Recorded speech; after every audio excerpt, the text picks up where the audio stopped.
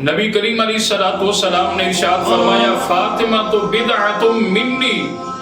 میری بیٹی فاطمہ میرے جگر کا ٹکڑا ہے۔ محترم حضرات، حضور سرور کائنات علیہ السلام اپنی بیٹی سے بے مثل و بے مثال پیار اور محبت کیا کرتے تھے۔ روایات کے اندر ہے کہ جب حضرت سیدہ طیبہ طاہرہ عابدہ کاملہ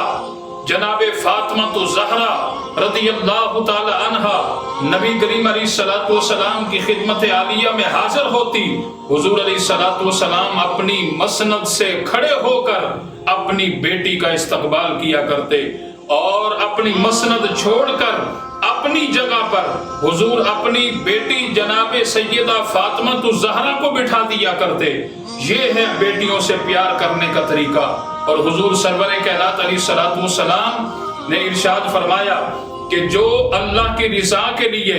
دو بیٹیوں کو پروان چڑھائے یا بھائی دو بہنوں کو پروان چڑھائے، مطلب یہ کہ ان کی پرورش کرے، اور اللہ کی رضا کے لیے جو دو بیٹیوں کا نکاح کرے یا بھائی دو بہنوں کا نکاح کرے، فرمایا کہ وہ قیامت کے روز